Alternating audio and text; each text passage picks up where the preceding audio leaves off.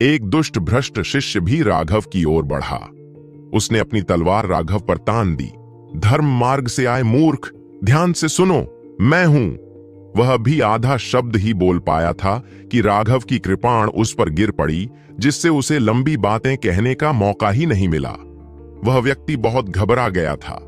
उसने राघव को पिछले भ्रष्ट शिष्य को मारते नहीं देखा था और वह उसका नाम लेकर उसे डराने की कोशिश कर रहा था। लेकिन राघव की तलवार बहुत तेजी से चली और उसे तुरंत ठंड लगने लगी। मौत का एक तीव्र एहसास उसके अंदर भर गया और उसने जल्दी से उसे रोक दिया। उसकी तलवार आधी कट गई, जबकि राघव की कृपाण बिल्कुल भी धीमी नहीं हुई, सीधे उसकी गर्दन को काटती हुई उसका सिर हवा में उड़ गया। मुझे यह जानने में कोई दिलचस्पी नहीं है कि तुम कौन हो, राघव ने ठंडे स्वर में कहा। वह पहले ही फिर से आगे बढ़ चुका था। 2 बार देरी होने के बाद नेहा और वे पहले ही पकड़ चुके थे, लेकिन वे राघव की योजना को सुन रहे थे और वे झुंड में आगे नहीं बढ़े। इसके बजाय राघव एक तीर की नोक बन गया था, जिसका पीछा करते हुए वे युद्ध में जा रहे थे। लेकिन उनके लिए आश्चर्य की बात यह थी कि उन भ्रष्ट शिष्यों में जरा भी घबराहट नहीं हुई, जबकि मठ के शिष्यों की संख्या उनसे 2 गुनी थी। उन योद्धाओं की अनदेखी करते हुए वे उनसे मिलने के लिए आगे बढ़े। सबसे आगे एक बहुत ही क्षीण व्यक्ति था, जो लगभग सूखी हुई मम्मी जैसा लग रहा था। उस आदमी की आवाज रेत की तरह थी जब वह कह रहा था, इन धर्म मार्ग के अनुयायियों को जितना चाहो मार डालो, वे आसान मुनाफा हैं। उनका खून, उनका मांस और यहां तक कि उनकी आत्माएं भी हमारे लिए खजाना है। मेरे लिए उन सभी को मार डालो। वे सभी भ्रष्ट शिष्य दुष्टतापूर्वक हंसने लगे। उनकी आंखें चमक रही थीं। वे आगे बढ़ते हुए बिल्कुल जंगली जानवरों की तरह लग रहे थे। हर कोई क्रोधित था, खासकर मुख्य शिष्य।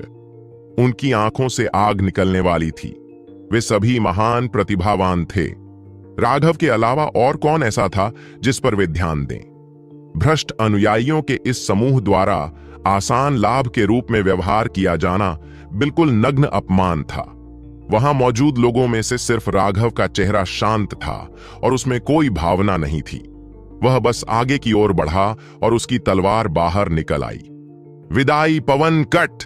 एक विशाल कृपाण क्यू ड्रैगन की पूंछ की तरह बाहर निकला और अपने आगे चल रहे लोगों को बुरी तरह काटता हुआ निकल गया। रक्त संघनन के 13वें स्वर्ग चरण तक पहुंचने के बाद न केवल राघव की शारीरिक शक्ति बढ़ गई थी, बल्कि उसकी आध्यात्मिक ऊर्जा भी अपने चरम पर संघनित हो गई थी। उस एक तलवार के वार ने भूमि को हिला दिया और यह पहले की तुलना में कम से कम 10 गुना अधिक शक्तिशाली था। अब राघव ने जो कृपाण ऊर्जा निकाली थी, वह साधारण ऊर्जा नहीं थी, बल्कि व्यावहारिक रूप से ठोस ऊर्जा थी, जो नेहा की पवन ब्लेड के समान थी। जब कृपाण ऊर्जा बाहर निकली तो खून और मांस हवा में भर गया। 1 दर्जन से ज्यादा भ्रष्ट शिष्यों को टुकड़ों में काट दिया गया। खून की गंध हवा में भर गई। ऐसा लग रहा था कि उस गंध से उसका अपना खून भी उत्तेजित हो गया है और तेजी से बहने लगा है। उसकी हत्या की मंशा और भी सघन हो गई है। उसकी दूसरी तलवार हवा में घुस गई और भी भ्रष्ट शिष्यों का खून हवा में भर गया। मारना। राघव के शुरुआती हमले तो बस प्रस्तावना मात्र थे।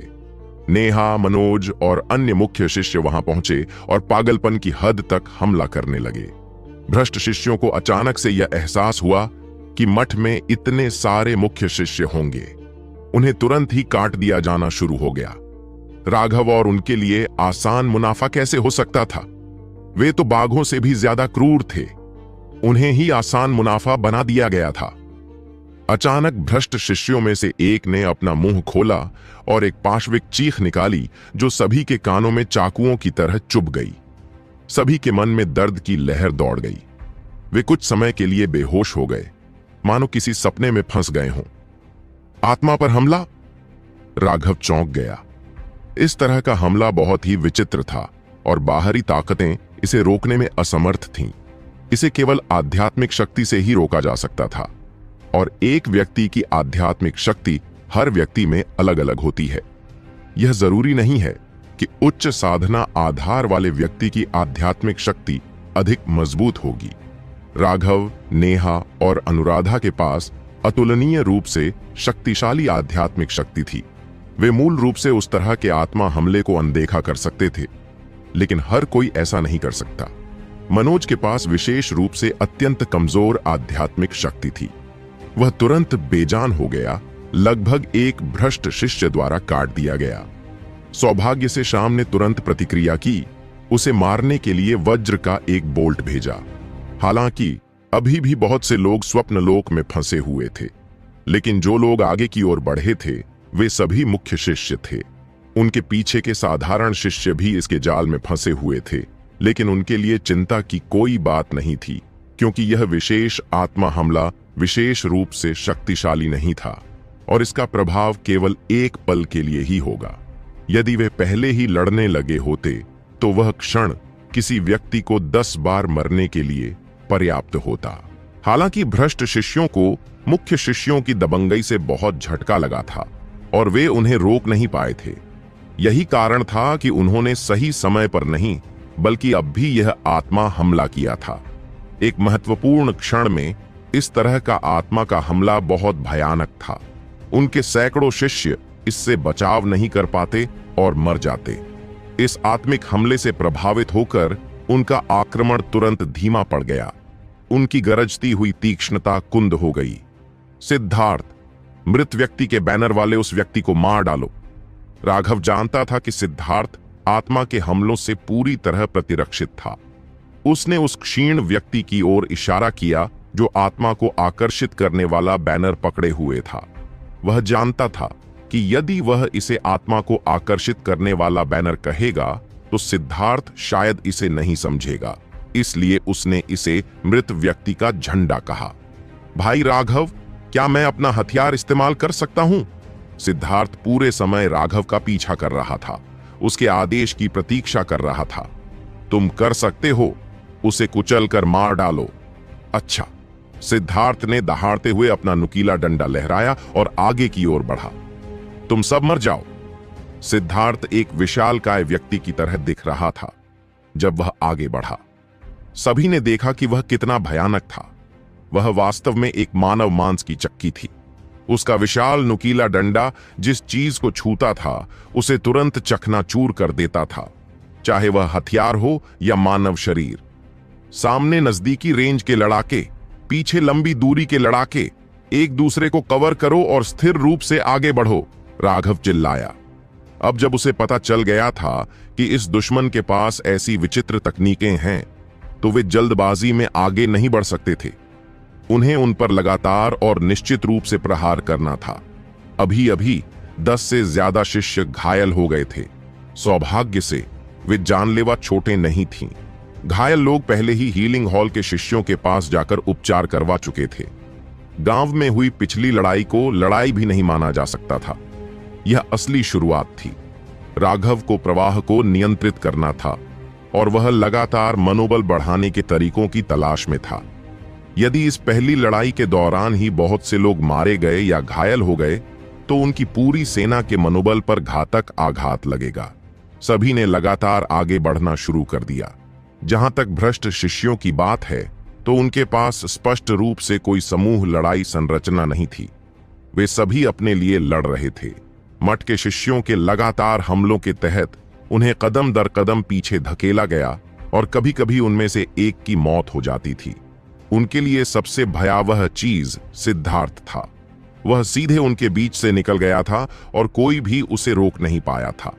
उसका नुकीला डंडा हवा में सीटी बजाता था और हर बार जो भी उस पर लगता था वह मर जाता था।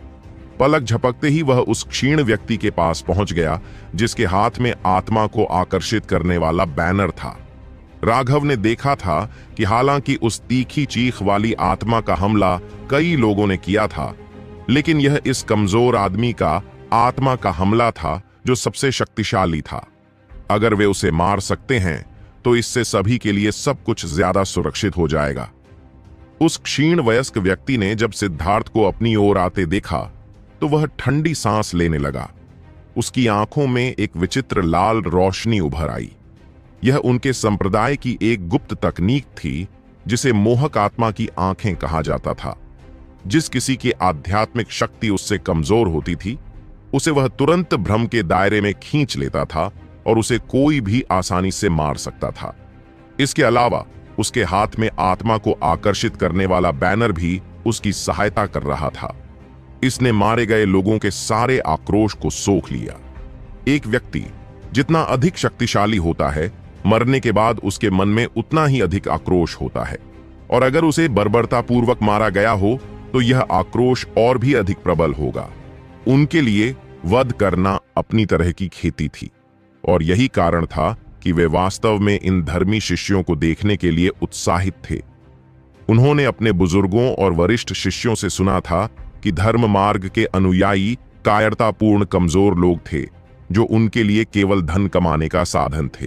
हालांकि अब जब उनका उनसे सामना हुआ तो उन्हें पता चला कि वे कोई आसान शिकार नहीं थे, बल्कि वे राक्षस थे जो उन्हें बेरहमी से कुचल रहे थे। वह दुर्बल व्यक्ति सिद्धार्थ की ताकत देखकर चौंक गया, लेकिन साथ ही वह प्रसन्न भी था।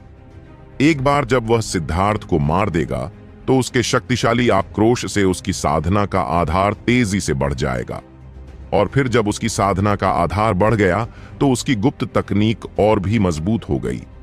फिर वह और भी अधिक विशेषज्ञों को मार सकता था। उसकी आंखों से खून के रंग की रोशनी चमक उठी।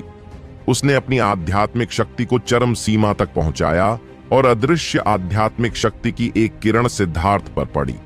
लेकिन वह यह देखकर आश्चर्यचकित रह गया कि सिद्धार्थ ने अपना विशाल डंडा उठाया और उस पर जोरदार प्रहार किया।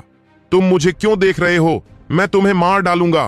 तुम्हारी हिम्मत है कि तुम मुझे घूरते रहो, मैं तुम्हें कुचल दूंगा, सिद्धार्थ ने दहाड़ते हुए कहा। उसका विशाल नुकीला डंडा उस दुर्बल आदमी पर टूट पड़ा। उस भयानक शक्ति ने हवा को विस्फोट कर दिया। वह दुर्बल व्यक्ति भयभीत था। उसकी आत्मा कला उसका सबसे शक्तिशाली हमला था, और वह उसी स्तर के बीच लगभग बेजोड़ था। लेकिन सिद्धार्थ बिल्कुल भी प्रभावित नहीं हुआ। जब वह डंडा पहाड़ की तरह नीचे गिरा तो अंतरिक्ष हिल गया। उस भयानक दबाव ने उस दुर्बल व्यक्ति को बताया कि यह कोई भ्रम नहीं था, और वह जल्दी से पीछे गिर गया। वह एक भ्रष्ट मुख्य शिष्य था जिसका साधना आधार बहुत शक्तिशाली था। उसके अजीबोगरीब कदमों की वजह से वह बहुत ही विचित्र तरीके से बच निकला। कोई भी यह नहीं देख पाया कि उसने यह कैसे किया। उस हमले से बचने के बाद उसने अपनी आत्मा को आकर्षित करने वाला बैनर हटा दिया। चूंकि सिद्धार्थ के खिलाफ आत्मा के हमले बेकार थे, इसलिए वह केवल एक अलग चाल का उपयोग कर सकता था। जैसे ही वह नया हथियार निकालने वाला था, अचानक जमीन हिल गई। क्षीण वयस्क व्यक्ति को यह उम्मीद नहीं थी कि भले ही वह पहले ही चकमा दे चुका था, सिद्धार्थ का हमला फिर भी जमीन पर ही हुआ। साधक निश्चित रूप से ऐसा कुछ नहीं करेंगे, चाहे वह कोई भी हो। वे हमला करते समय हमेशा थोड़ी ऊर्जा बचा कर रखते हैं। अगर वे चूक गए तो उनके पास हमले को बदलने की शक्ति होगी। लेकिन सिद्धार्थ बिल्कुल भी एक कल्टीवेटर की तरह काम नहीं कर रहा था। उसने अपनी शक्ति को बिल्कुल भी नियंत्रित नहीं किया था, और उसका क्लब धरती में धंस गया था। वह प्रहार बहुत ही भयानक था। जमीन धंस गई, और भयानक शक्ति के कारण आसपास के लोग हवा में उड़ गए, जिनमें वह मुख्य शिष्य भी शामिल था। यहां तक कि दूर के मठवासी शिष्य भी लड़खड़ा रहे थे और लगभग जमीन पर गिर रहे थे। जो भ्रष्ट शिष्य पास थे वे लड़खड़ाकर हवा में उड़ रहे थे। वह दुर्बल व्यक्ति भयभीत था। उसके लिए ऐसी शक्ति को रोकना असंभव था। लेकिन जब वह सदमे में था, तभी सिद्धार्थ पहले ही बाहर आ चुका था। मुझे घूरना बंद करो। हैरानी की बात यह है कि सिद्धार्थ को इतनी शक्तिशाली स्ट्राइक के बाद भी थोड़ा भी रुकने की जरूरत नहीं पड़ी। उसका नुकीला डंडा एक बार फिर से टूट गया। धरती के हिलने से उस पर कोई असर नहीं पड़ा था। वह नुकीला डंडा सीटी बजा रहा था। वह दुर्बल आदमी अभी भी हवा में था, और वह बच नहीं पा रहा था। वह बुरी तरह डर गया था। उसने तुरंत एक बड़ी ढाल निकाली, और उसके शरीर से काली धुंध निकली, जिससे उसकी सुरक्षा चरम सीमा पर पहुंच गई। उस काली धुंध ने उसके चारों ओर एक अवरोध बना दिया। यह रक्त रंग के रूणों से ढका हुआ था। जब वे ऋण दिखाई दिए तो उनमें से एक शोकपूर्ण आक्रोश निकला, जिसने लोगों के दिलों को कांपने पर मजबूर कर दिया। रक्त ऋण कवच। क्षीण वयस्क व्यक्ति ने अभी अपनी सुरक्षा व्यवस्था पूरी ही की थी कि सिद्धार्थ का डंडा नीचे गिर पड़ा। वह विशाल ढाल बर्फ के एक पतले टुकड़े की तरह थी जो टुकड़ों में बिखर रही थी। वास्तव में यह क्लब के छूने से पहले ही चारों ओर हवा के बल से टूट गई थी। फिर जब नुकीला डंडा उसकी काली धुंध से बने अवरोध पर गिरा तो लोग यह देखकर चकित रह गए कि वह तुरंत टूट गया। न केवल उसका अवरोध टूट गया बल्कि उसके भीतर का दुर्बल व्यक्ति भी सिद्धार्थ के डंडे से कुचला गया। उसका खून हवा में भर गया। अच्छा, सिद्धार्थ को एक भ्रष्ट कोर शिष्य को एक ही हमले में हराते देख मनोज और वे उत्साह से भर गए। दूसरी ओर राघव को थोड़ा दर्द महसूस हो रहा था। उसका पहला विचार यह था कि 2 लाख अंक ऐसे ही नष्ट हो गए थे। पूरी ताकत से हमला करो। अभी भी 3 अन्य मुख्य शिष्य हैं। जो भी उन्हें चाहता है उसे जल्दी करना चाहिए, इससे पहले कि वे दूसरों द्वारा ले जाएं। बाकी सभी बस लगातार लड़ते रहें। राघव ने आदेश दिया।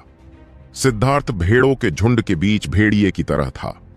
उसने भ्रष्ट शिष्यों के बीच अराजकता फैला दी, उन्हें चारों तरफ से मार डाला। भ्रष्ट शिष्यों की संरचना पहले से ही अव्यवस्थित थी, इसलिए अब वे पूरी तरह से गड़बड़ में थे। अगर राघव को उनके अजीब आत्मा हमलों के बारे में संदेह नहीं होता तो उसने पहले ही उन सभी को काट डालने का आदेश दे दिया होता। शुरू से ही उसने देखा था कि 4 शक्तिशाली मुख्य शिष्य थे। अब जबकि सिद्धार्थ ने एक को मार दिया था तो केवल 3 ही बचे थे।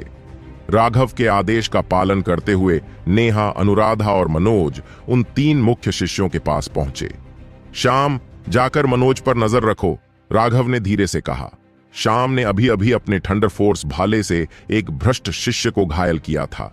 वह जानता था कि मनोज की आत्मा की सुरक्षा ही उसकी घातक कमजोरी थी।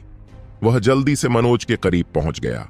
दोनों पक्ष भयंकर रूप से लड़ रहे थे, लेकिन ज्वांटियन मठ के शिष्यों का मनोबल आसमान छू रहा था और अगरबत्ती जलने में लगने वाले समय से आधे समय में ही भ्रष्ट शिष्यों में से अधिकांश मारे जा चुके थे। उनमें से 300 से भी कम बचे थे। सामने की सेना को वापस बुलाओ और आराम करो। पीछे की सेना आगे बढ़ो। एक दस्ते में 5 लोग, उनका कत्लेआम करो। जीत की संभावना को देखते हुए राघव ने पीछे वाले शिष्यों को आगे बढ़ाया। अग्रिम पंक्ति में सबसे मजबूत शिष्य थे, जबकि पीछे वाले कमजोर थे। दूसरे शब्दों में, लगातार बढ़त हासिल करने के कारण केवल शीर्ष शिष्य ही लड़ रहे थे। पीछे वालों को अभी भी मौका मिलना बाकी था। अब जबकि वे पूर्ण श्रेष्ठता पर काबिज हो गए थे, उन्हें उन कमजोर शिष्यों को युद्ध का अनुभव कराने की जरूरत थी। अन्यथा कुलीन वर्ग और अधिक मजबूत हो जाएगा, जबकि कमजोर वर्ग बहुत दूर फेंक दिया जाएगा। इस तरह का परिणाम उनकी कुल युद्ध शक्ति के लिए फायदेमंद नहीं था। कमांडर के रूप में राघव का मुख्य कर्तव्य इन शिष्यों की कुल सैन्य शक्ति को बढ़ाना था। इस परीक्षण के दौरान वह ऐसा करने की उम्मीद नहीं कर रहा था। वह व्यक्तिगत रूप से हमला करके युद्ध करना पसंद करेगा, भ्रष्ट शिष्यों का जितना चाहे उतना वध करेगा। दुर्भाग्य से वह ऐसा नहीं कर सकता था, क्योंकि उसे हर एक व्यक्ति का ख्याल रखने के साथ साथ पूरे युद्ध क्षेत्र पर भी ध्यान देना था।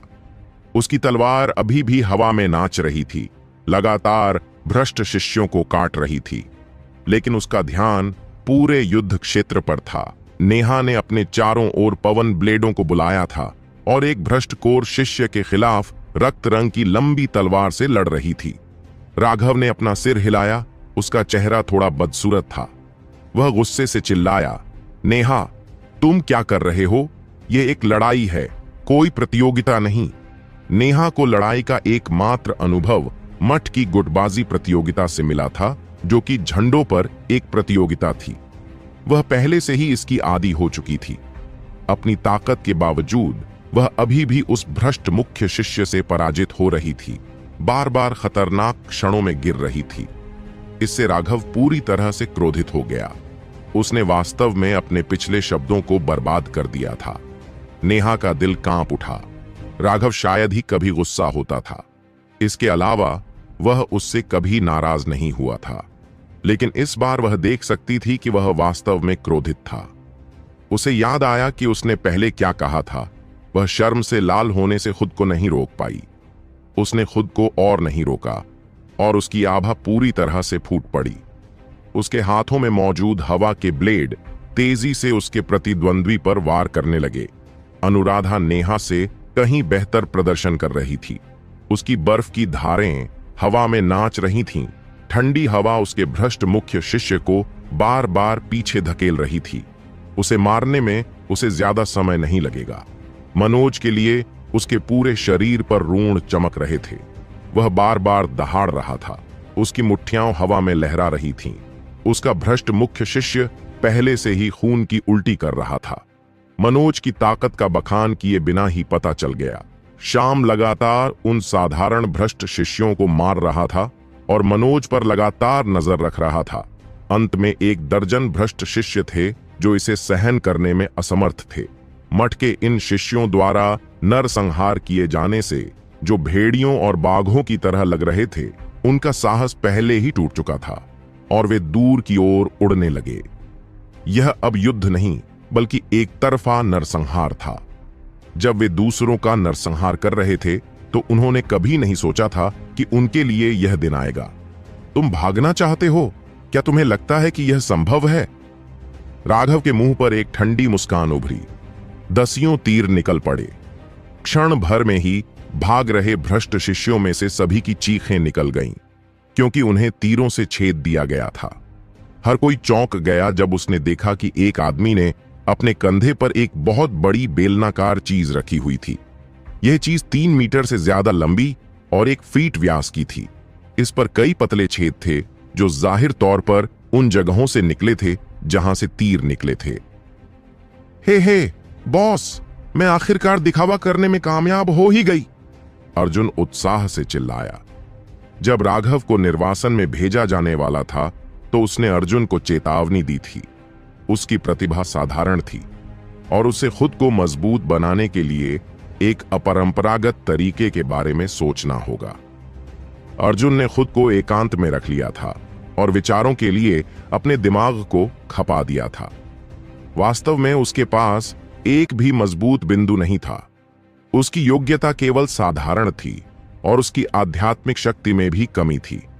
उसके पूर्वजों में कभी कोई पूरी तरह से आश्चर्यजनक व्यक्ति नहीं दिखाई दिया था और उसके पास भरोसा करने के लिए कोई पैतृक रक्त नहीं था। लेकिन फिर एक दिन वह तंत्र और फोर्जिंग कला पर उनके कुछ परिचयों को देखने के लिए ज्वांटियन मंडप में गया था और उसकी आंखें चमक उठी थीं। उसे इस तरह की विचित्र और चालाकी भरी चीजें बहुत पसंद थीं। उसने तुरंत नेहा से उन किताबों को खरीदने के लिए बहुत सारे पॉइंट उधार मांगे। एक कहावत है कि हर व्यक्ति का अपना रास्ता होता है। जैसे ही अर्जुन ने उन पुस्तकों को खोला, वह तुरंत ही मोहित हो गया और हर दिन अपनी अमर गुफा में अध्ययन करने लगा।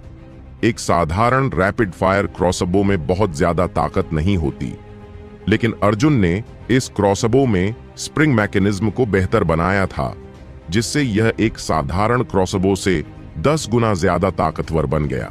लेकिन राघव भी यह देखकर हैरान था कि अर्जुन वाकई चालाक था। उसने तीरों में भी बदलाव किए थे। तीर के सिरे यिन और यांग सल्फर पत्थरों से भरे हुए थे। प्रत्येक तीर के सिरे पर प्रत्येक प्रकार का एक नाखून के आकार का पत्थर था। जब उन्हें प्रतिरोध का सामना करना पड़ता तो तीर के सिरे के अंदर स्थित 2 पत्थर आपस में टकराकर फट जाते। बेशक सल्फर पत्थरों का इतना छोटा विस्फोट केवल 3 इंच से कम की सीमा तक ही हो सकता था और शक्ति इतनी अधिक नहीं थी। शरीर के बाहर से यहां तक कि ऊर्जा संघनन साधक भी नहीं मरेगा। लेकिन उन तीरों का प्रतिरोध तभी होगा जब वे किसी व्यक्ति के शरीर को छेद देंगे। अगर ये सल्फर पत्थर शरीर के भीतर फट जाते हैं तो वे टेंडन ट्रांसफॉर्मेशन विशेषज्ञों के लिए भी घातक खतरा बन सकते हैं। जो दर्जन भर भ्रष्ट शिष्य भाग गए थे, वे तुरंत मारे गए, जिससे सभी लोग स्तब्ध रह गए। राघव ने हल्के से मुस्कुराया। उस छोटे से लड़के में वाकई अपनी प्रतिभा थी। दिखावा? मुझे कुछ भी आश्चर्यजनक क्यों नहीं दिख रहा? अर्जुन हंसा और उसने इस बात पर कोई ध्यान नहीं दिया। वहां ज्यादा लोग थे। यह देखकर उसने जल्दी से और तीर चलाए। उसके द्वारा अन्य 7 या 8 भ्रष्ट शिष्यों को मार डाला गया। उनका मांस फट गया। हालांकि कुछ तीर अपने लक्ष्य पर नहीं लगे, बल्कि जमीन से टकराते ही फट गए। यह थोड़ा बेकार है, राघव ने अपना सिर हिलाया। हर बार वह एक साथ 40-50 बाण चलाता था। जो चूक जाते थे वे सब व्यर्थ हो जाते थे। हे, कोई समस्या नहीं है। मैंने पहले से ही सभी सामग्री तैयार कर ली है और मैं किसी भी समय और अधिक बना सकता हूं। अभी तो बस प्रारंभिक परीक्षण है, बाद में मैं उन्हें संशोधित करूंगा और उन्हें और भी मजबूत बनाऊंगा। मैं एक अभूतपूर्व अतुलनीय फोर्जिंग मास्टर बन जाऊंगा, अर्जुन ने गर्व से कहा। वर्तमान में यह युद्ध में उनके साथ उनका पहला परीक्षण था। इस बार सफलता का स्वाद चखने के बाद अब उन्हें शक्तिशाली साधना आधार की कमी की भी परवाह नहीं थी। उन मुख्य शिष्यों के अलावा कितने अन्य लोग ऐसा करने में सक्षम थे जैसा उसने किया था, और एक ही हमले में 1 दर्जन भ्रष्ट शिष्यों को मार डाला था। उसके पास और भी कई विचार थे जिनका उसने अभी तक परीक्षण नहीं किया था। इस बार की सफलता ने उसे आत्मविश्वास से भर दिया। उसने अपने लिए एक नया शानदार भविष्य देखा। 10,000 ठंडी हवा। अचानक एक ठंडी चीख गूंजी और आकाश में अनगिनत हवा के ब्लेड बन गए जो अंतरिक्ष को चीरते हुए आगे बढ़ गए। खून बिखरा हुआ खून हवा में फैल गया। हवा में भरी हवा की धारें फीकी पड़ गईं। नेहा के सामने खड़ा भ्रष्ट शिष्य गिर पड़ा। उसकी आंखों में कोई भाव नहीं था। विजय। जब यह अंतिम मुख्य शिष्य नष्ट हो गया तब युद्ध के मैदान में कोई भी भ्रष्ट शिष्य नहीं बचा था। यह एक पूर्ण विजय थी। केवल 1 दर्जन शिष्य घायल हुए थे और उन सभी चोटों को हीलिंग हॉल द्वारा जल्दी से ठीक कर दिया गया था। वे चोटें गंभीर नहीं थीं और वे पहले से ही पूरी तरह से ठीक हो चुके थे। इस युद्ध से सभी का आत्मविश्वास तेजी से बढ़ा। भ्रष्ट मार्ग के अनुयायी इतने मजबूत नहीं थे। राघव, मैं जीत गई। नेहा उत्साह से राघव के पास गई, लेकिन उसने देखा कि उसके चेहरे पर हल्की सी भी मुस्कान नहीं थी। इसके बजाय वह भयावह रूप से उदास था।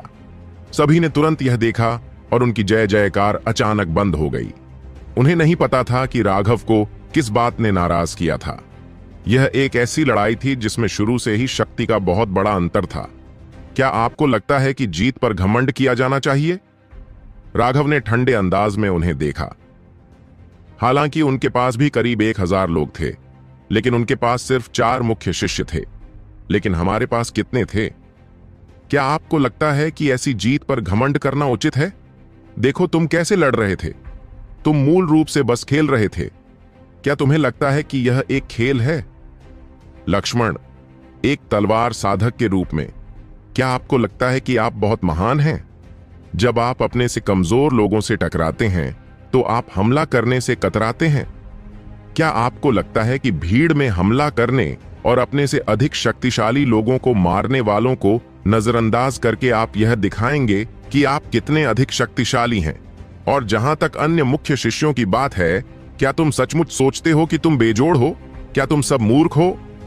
राघव का चेहरा पीला पड़ गया था और वह सभी पर चिल्ला रहा था। मैंने तुमसे कितनी बार कहा है, हम एक टीम हैं। हीरो बनने की कोशिश मत करो। क्या तुम्हें लगता है कि कोई और नहीं जानता कि लाइमलाइट कैसे हासिल की जाए? अगर हम वाकई टीम वर्क की शक्ति रखना चाहते हैं तो आप सभी को यह समझना होगा कि एक दूसरे के साथ मिलकर काम करने का क्या मतलब है। क्या मेरे पहले के शब्द अनसुने रह गए?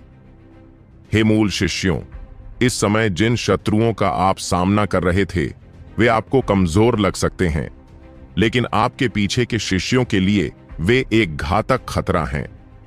वे आपकी पीठ की रक्षा करने के लिए हर संभव प्रयास करते हैं, लेकिन आप उन्हें क्या मानते हैं? तोप का चारा, औजार? मुख्य शिष्यों के चेहरे अपराध बोध से लाल हो गए। उन्होंने वास्तव में अभी अभी लड़ाई में खुद को खो दिया था। स्थिति पर नियंत्रण पाने के बाद वे अपने पीछे के शिष्यों की परवाह किए बिना जितना संभव हो सके उतना मार काट करने निकल पड़े। एक कारण तो उनका उत्साह था, लेकिन दूसरा कारण उनका अपना अहंकार था। कुछ अन्य मुख्य शिष्यों को यह दिखावा करते देखकर कि वे कितने शक्तिशाली हैं, वे पीछे रहने को तैयार नहीं थे। शुरुआत में उन्होंने अभी भी गठन बनाए रखा था, लेकिन जैसे जैसे उन्होंने अधिक से अधिक लोगों को मारा, उन्होंने राघव की तैनाती के बारे में सब कुछ भूलकर अपने लिए लड़ना शुरू कर दिया। कई मुख्य शिष्यों ने अपना सिर नीचे कर लिया। राघव ने उन्हें पहले ही बता दिया था कि अगर वे अपने पूर्वजों के निशानों को जगाना चाहते हैं तो उनके दिल में कुछ अनमोल होना चाहिए। लेकिन अभी वे पूरी तरह से भूल चुके थे कि उसने क्या कहा था। उनके दिलों में बस एक ही बात थी। वे शर्म से जमीन की ओर देखते रहे जबकि राघव उन्हें डांट रहा था। और तुम, नेहा, मैं तुमसे पूछना चाहता हूं, अगर तुम उस लड़ाई में पूरी ताकत से उतर जाती तो क्या तुम्हें लगता है कि वह तुम्हारे साथ 10 से अधिक बार लड़ पाता? राघव का गुस्सा अभी भी शांत नहीं हुआ था। नेहा सख्त हो गई। यह पहली बार था जब राघव उस पर गुस्सा हुआ था, जिससे उसे लगा कि उसके साथ अन्याय हुआ है। नेहा बहस करने ही वाली थी, लेकिन वह इतनी जोर से रो रही थी कि कुछ भी नहीं बोल पा रही थी। उसने अपने होंठ काटे और कुछ भी नहीं बोल पा रही थी।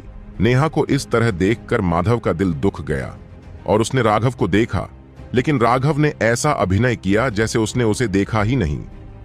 तो फिर मैं आपको बता दूं, अगर आप अपनी पूरी ताकत से लड़ते तो वह 7 बार से ज्यादा नहीं टिक पाता, लेकिन तुमने उसे मारने में कामयाब होने से पहले लगभग 50 वार किए। क्या तुम ऐसी उपलब्धि से उत्साहित हो? क्या तुम जानते हो, इस तरह से काम करने से पूरा समूह खतरे में पड़ जाएगा। अगर उस भ्रष्ट शिष्य के पास एक बार की शातिर तकनीक या खजाना होता तो शायद तुम अपनी जान बचाकर भाग सकते थे, लेकिन तुम अपने पीछे के सभी लोगों को मार देते। क्या तुम समझते हो? मैंने कितनी बार कहा है कि यह कोई प्रतियोगिता नहीं है। लक्ष्य हमेशा अपने विरोधियों को मारना होता है। आपको उन्हें जितनी जल्दी हो सके मारने के लिए कम से कम चालों का उपयोग करना होगा। और तुम दोनों, अनुराधा, मनोज, तुम अभी भी इतने निर्दयी नहीं हो। तुम्हारे पास स्पष्ट रूप से अपने विरोधियों को मारने के कई अवसर थे, लेकिन तुमने जोखिम उठाने की हिम्मत नहीं की और उन कीमती अवसरों को बर्बाद कर दिया। जब 2 बराबर प्रतिद्वंद्वी लड़ते हैं तो बहादुर जीतता है। अगर तुम मौत से डरते हो तो बस साधना छोड़ दो। धर्मी और भ्रष्ट मार्गों के बीच लड़ाई में भाग लेने की क्या जरूरत है? क्या तुम दूसरों के लिए धार बनाने की कोशिश कर रहे हो? मैं बलदेव को क्यों मार पाया, जिसका साधना आधार उच्च था और जो मुझसे अधिक शक्तिशाली था? ऐसा इसलिए था क्योंकि मैंने अपनी जान जोखिम में डालने का साहस किया, जबकि उसने ऐसा नहीं किया। जितना ज्यादा तुम मौत से डरते हो, उतनी ही ज्यादा संभावना है कि मरने वाला तुम ही हो। इसीलिए वह मर गया, जबकि मैं अभी भी जिंदा हूं, यहां खड़ा हूं और तुम्हें डांट रहा हूं। आज तुम सबने मुझे वाकई निराश किया है। अगर तुम अगली बार भी ऐसा ही करोगे तो तुम सब चले जाओगे। मैं अपने 2 भाइयों के साथ उन्हें मारने के लिए निकल जाऊंगा। इससे मैं तुम्हें देखकर इतना क्रोधित होने से बच जाऊंगा। इतनी बार डांटने के बाद भी उनका गुस्सा शांत नहीं हुआ। आते समय उन्होंने यह सब बहुत ही साफ साफ समझाया था, लेकिन जैसे ही लड़ाई शुरू हुई वे सब कुछ भूल गए। कोई भी गुस्सा हो सकता है। उसे सबसे ज्यादा निराश करने वाली थी नेहा। उसके पास इतनी शक्तिशाली शक्ति थी, लेकिन वह खुद को उसका इस्तेमाल करने में असमर्थ पा रही थी। वह वास्तव में यह समझ नहीं पाया। राघव, मैं गलत थी, नाराज मत हो, मैं समझती हूं। क्या तुम मुझे माफ कर सकते हो? नेहा ने आंसू बहाते हुए कहा। उसे एहसास हो गया था कि राघव का ज्यादातर गुस्सा उसके प्रदर्शन की वजह से था। शुरुआत में यह वह थी जिसने राघव से सभी का नेतृत्व करने का अनुरोध किया था। उम्मीद थी कि सभी लोग उसके नेतृत्व में अधिक उत्साहित होंगे।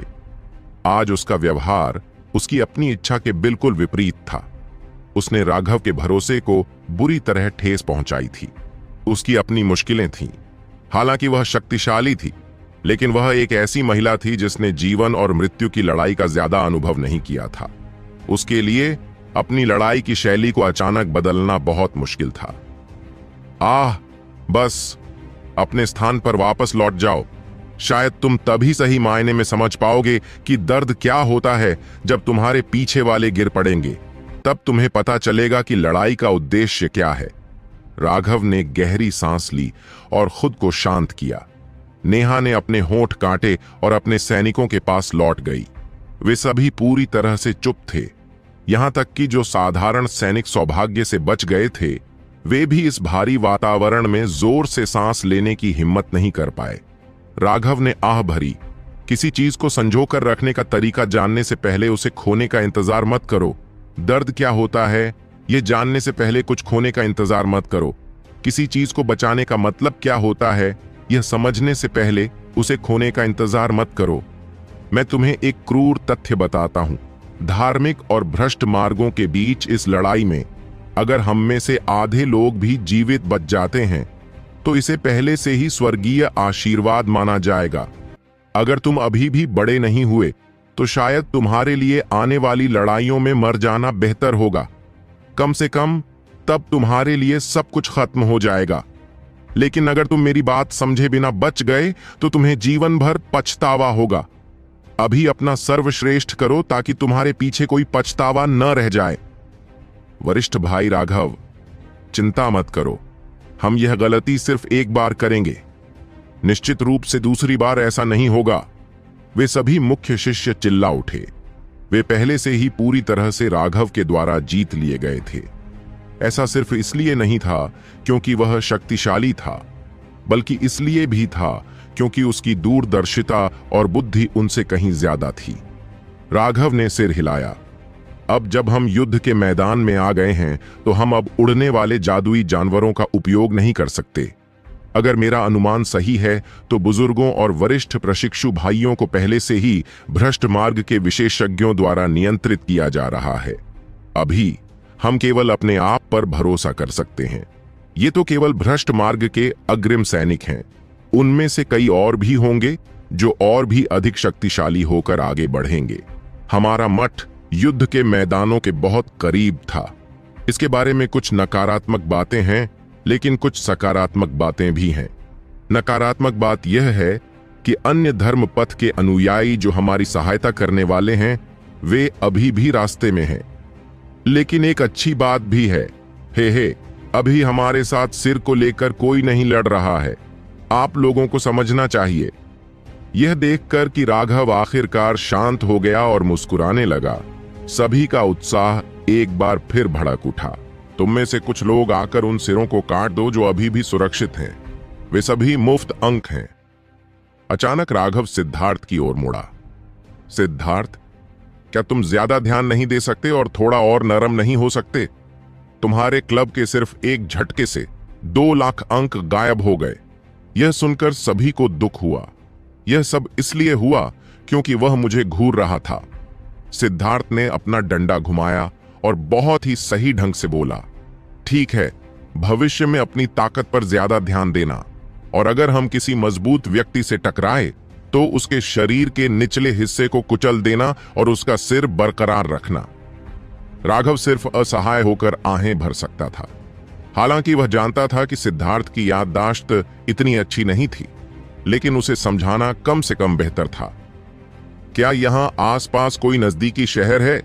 राघव ने उन नियमित सैनिकों से पूछा। महाराज को रिपोर्ट करते हुए 400 मील दक्षिण में नानली शहर है। वह शहर हमारे शहर से 10 गुना बड़ा है।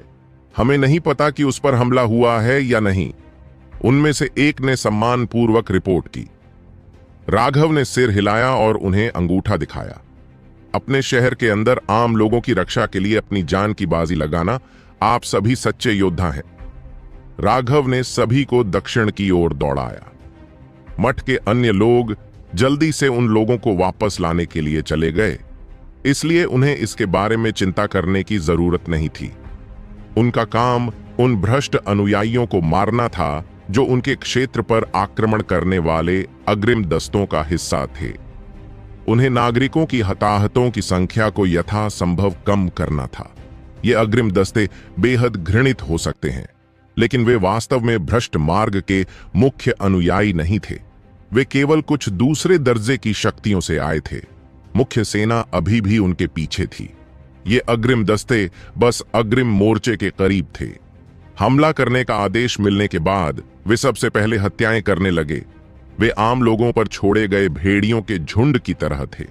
उन्होंने अपने हथियारों और आत्माओं को शांत करने के लिए पागलों की तरह उनका वध किया, साथ ही अपनी साधना तकनीकों में प्रगति की। आम लोगों की आत्माएं धर्म मार्ग के अनुयायियों जितनी शक्तिशाली नहीं थीं, लेकिन यदि गुणवत्ता में कमी थी तो वे संख्या के आधार पर इसकी पूर्ति कर सकते थे। ये सभी प्रारंभिक भ्रष्ट शिष्य जुआनटियन मठ से कमजोर शक्तियों से आए थे। जब असली लड़ाई शुरू हुई तो वे शायद कुछ भी हासिल नहीं कर पाएंगे और इसलिए वे पीछे हटने से पहले जल्दी से कुछ लाभ प्राप्त करने के लिए अपनी स्थिति का लाभ उठाने की उम्मीद कर रहे थे। लेकिन उन्हें उम्मीद नहीं थी कि जिस जगह को उन्होंने चुना था वह जुआनटियन मठ के इतने करीब होगी। वे अभी अभी वहां पहुंचे ही थे कि राघव और उनके साथियों ने उन्हें पकड़ लिया। चूंकि उनके पास पर्याप्त समय नहीं था, इसलिए वे नष्ट होने से पहले ज्यादा कुछ हासिल नहीं कर पाए। जैसे ही राघव सभी को दक्षिण की ओर ले गया, उन्हें अचानक दूर से एक बहुत बड़ा शहर दिखाई दिया। शहर के द्वारों के सामने 1000 से ज्यादा भ्रष्ट शिष्य क्रूरता से आगे बढ़ रहे थे। वे शहर के द्वारों में प्रवेश करने से सिर्फ 1 दर्जन मील दूर थे। बकवास! भ्रष्ट शिष्य शहर में प्रवेश करने वाले हैं। सभी लोग चिंतित थे। अगर वे शहर में घुस गए तो कई सैनिक और नागरिक मारे जाएंगे। वे सभी अपने कदम तेज कर रहे थे ताकि जल्द से जल्द वहां पहुंच सकें। लेकिन अचानक राघव की पुतलियां सिकुड़ गईं। शहर के दरवाजे के ऊपर एक हुड और लबादा पहने आदमी दिखाई दिया। उसके चेहरे का सिर्फ निचला आधा हिस्सा ही दिखाई दे रहा था।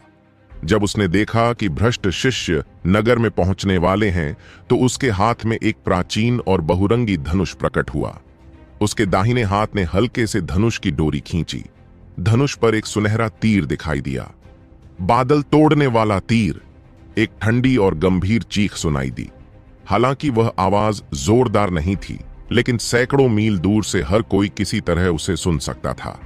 भ्रष्ट शिष्यों की ओर प्रकाश का एक सुनहरा तीर चला। प्रकाश का एक सुनहरा तीर निकला।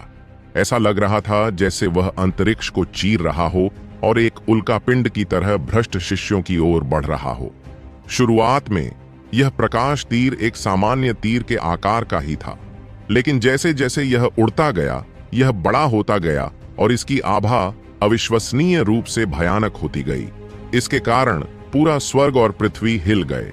जब तक तीर भ्रष्ट शिष्यों से 10 मील दूर था, तब तक वह 30 मीटर से अधिक चौड़ा हो चुका था। धमाका! आसमान हिल गया और धरती कांप उठी। हर दिशा में भयानक ऊर्जा फूट पड़ी। जमीन में एक बहुत बड़ी खाई खोद दी गई थी। नीचे का नजारा देखना असंभव था। जिस किसी को भी वह प्रकाश बाण लगा, वह सब फट गया। आसमान खून से भर गया। हजारों भ्रष्ट शिष्यों में से आधे से ज्यादा उस एक तीर से मारे गए। जो लोग किस्मत से बच गए थे, वे तीर के झटके से ही हिल गए थे। हवा में लुढ़कते हुए वे खून की उल्टियां कर रहे थे। उस एक बाण की शक्ति ने आकाश और पृथ्वी को हिलाकर रख दिया।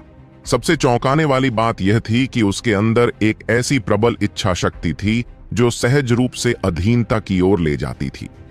कितना भयानक! शुभम और वे लोग बिल्कुल अचंभित थे। वहां 1000 से ज्यादा भ्रष्ट शिष्य थे। यह संख्या यहां मठ के शिष्यों की संख्या से ज्यादा नहीं थी। कम से कम 8 मुख्य शिष्य भी थे, लेकिन उस एक हमले में वे सभी 8 शामिल थे। यह व्यावहारिक रूप से एक अलौकिक प्राणी की क्षमता थी। उन 8 मुख्य शिष्यों में से केवल एक ने ही इतनी जल्दी प्रतिक्रिया की और उसे रोकने के लिए एक अजीबोगरीब पगोड़ा ढाल निकाली। लेकिन उस हमले के तुरंत बाद वह पगोड़ा ढाल फट गई। बाकी सभी मुख्य शिष्य मर चुके थे। सामान्य शिष्यों में से केवल 400 ही सौभाग्य से बच पाए थे, क्योंकि वे तीर की रेंज में नहीं थे। लेकिन फिर भी उनमें से आधे से ज्यादा बुरी तरह घायल हो गए थे। वे सभी क्रूर और भयंकर दृश्य देख चुके थे, लेकिन उन्होंने कभी भी ऐसा भयंकर दृश्य नहीं देखा था। राघव का दिल भी जोर से धड़क रहा था। वह इस बात से हैरान नहीं था कि वह तीर कितना शक्तिशाली था। वह इसलिए हैरान था क्योंकि उस तीर में इच्छा शक्ति समाहित थी। यह पहली बार था जब उसने इच्छा शक्ति से युक्त हमला देखा था। वहां मौजूद सभी लोगों में से सिर्फ राघव ही यह समझ सकता था। ऐसा इसलिए था क्योंकि राघव के हमलों में भी इच्छा शक्ति थी। दोनों की इच्छाएं पूरी तरह से एक जैसी नहीं थीं, लेकिन एक हिस्सा ऐसा था जो एक जैसा था। दोनों की इच्छाओं में एक तरह का विश्वास था कि वे बेजोड़ हैं। उस इच्छा के सामने उन दुश्मनों का आत्मविश्वास एक भी वार नहीं झेल पाया था। वे मुख्य शिष्य उस इच्छा शक्ति से दबे हुए थे। उस इच्छा शक्ति के सामने वे निराशा महसूस करते थे, मानो वे पूरी तरह से महत्वहीन थे और कोई भी प्रभावी प्रतिरोध करने में असमर्थ थे। यद्यपि वह इच्छा शक्ति उन्हें केवल एक क्षण के लिए ही दबा सकती थी, परंतु वह क्षण पर्याप्त था। दौड़ना। किसी को नहीं पता था कि भ्रष्ट शिष्यों में से किसने यह चिल्लाया था, लेकिन वे सभी भागने लगे। हम उन्हें भागने नहीं दे सकते, चलो उन्हें रोकें। भ्रष्ट शिष्यों को परास्त होते देख मठ के शिष्य निश्चित रूप से ऐसा अच्छा अवसर हाथ से जाने नहीं दे सकते थे। कोई जरूरत नहीं, राघव ने अपना सिर हिलाकर सबको रोक दिया। उसने अभी उन्हें रोका ही था कि शहर के दरवाजे पर खड़ा वह आदमी बर्फ की तरह मुस्कुराया। उसने धीरे से अपना धनुष उठाया। उसका दाहिना हाथ धनुष की डोरी खींच रहा था। इस बार राघव का पूरा ध्यान उसकी गतिविधियों पर था और वह देख सकता था कि जैसे ही उसने डोरी को खींचा, उसके धनुष के ऊपर असंख्य छोटे छोटे चिन्ह चमक उठे। अचानक स्वर्ग और पृथ्वी की सारी ऊर्जा अवशोषित हो गई और उसके धनुष पर एक तीर प्रकट हुआ। कितना शक्तिशाली हथियार है यह! वास्तव में स्वर्ग और पृथ्वी की ऊर्जा को अवशोषित कर सकता है। राघव चौंक गया। उसने पहली बार ऐसे हथियार के बारे में सुना था। 1000 तीर! एक तीर छूटा, लेकिन रास्ते में वह हजारों प्रकाश किरणों में विभाजित हो गया। उनकी चौंकती आंखों के सामने वे भ्रष्ट शिष्य उन प्रकाश बाणों द्वारा काट डाले गए। केवल वह मुख्य शिष्य जो बच गया था, अपनी शक्तिशाली साधना आधार के साथ प्रतिरोध करने में सक्षम था। अपनी तलवार उठाते हुए तलवार छवियां आकाश में प्रकट हुईं, जो दर्जनों प्रकाश तीरों को काट रही थीं। लेकिन पिछले हमले और इस हमले से उसका शरीर पहले ही टूटने की कगार पर था। उस वार को रोकने के लिए उसे खून की उल्टियां करनी पड़ी। सबसे भयानक बात यह थी कि उन 2 हमलों के बाद उसकी हिम्मत पूरी तरह टूट चुकी थी। वह लड़ने के बारे में सोच भी नहीं सकता था, वह सिर्फ भागने के बारे में सोच सकता था। कुछ ही सांसों में 1000 से अधिक भ्रष्ट शिष्य मर गए और केवल यह एक मुख्य शिष्य ही बचा, जो बुरी तरह घायल होकर अपनी जान बचाने के लिए भाग रहा था। उस आदमी ने जब उस मुख्य शिष्य को भागते देखा तो वह थोड़ा मुस्कुराया। उसने अपने धनुष की डोरी खींच ली। एक हल्की सी आवाज गूंजी। न जाने क्यों उस हल्की सी आवाज ने सबके दिलों को दहला दिया। वह मुख्य शिष्य अचानक अकड़ गया। उसका शरीर अब हिल नहीं रहा था। फिर उसने खून की उल्टी की। उस खून में उसके टूटे हुए अंगों के टुकड़े थे। उसके बाद वह जमीन पर गिर पड़ा। उसकी आंखें भय से भर गईं। धनुष की टंकार मात्र से भयभीत पक्षी मठ के सभी शिष्यों ने उस भाव के बारे में सोचा। उनके सामने जो दृश्य था वह बिल्कुल उस कहानी जैसा ही था। राघव ने गहरी सांस ली। वह व्यक्ति अतुलनीय रूप से गहरा था। न केवल उसकी युद्ध क्षमता अविश्वसनीय रूप से शक्तिशाली थी, बल्कि उसकी चतुराई भी अद्भुत थी। उन 2 हमलों ने उस मुख्य शिष्य के आत्मविश्वास को पूरी तरह से तोड़ दिया था। ऐसा करने के बाद सिर्फ एक साधारण तीर, जिसमें उसकी इच्छा शक्ति और आध्यात्मिक शक्ति थी, एक शक्तिशाली मुख्य शिष्य को मारने में सक्षम था। यह कहने की आवश्यकता नहीं कि इस व्यक्ति की शक्ति और बुद्धि अत्यंत उच्च थी। उस व्यक्ति ने अपना धनुष रख दिया और अचानक राघव की ओर देखने लगा। जैसे ही उसकी नजर राघव से मिली, वह थोड़ा कांप उठा। राघव भी उसकी आंखों में देख रहा था। वह महसूस कर सकता था कि जैसे ही उनकी आंखें मिलीं, उसका खून तेजी से बहने लगा। उसके अंदर से युद्ध की तीव्र भावना उमड़ पड़ी, जिससे वह डर गया। उसने जल्दी से उस भावना को दबा दिया। उसे वास्तव में इस भयानक आदमी से लड़ने की इच्छा हुई थी। यह एक रहस्यमयी एहसास था। वह व्यक्ति भी राघव से प्रभावित था। उसका लबादा बिना हवा के ही लहराने लगा। उसने जल्दी से अपनी आभा को दबा दिया। उसने अपना हुड पीछे खींचा और अपना सुंदर चेहरा दिखाया।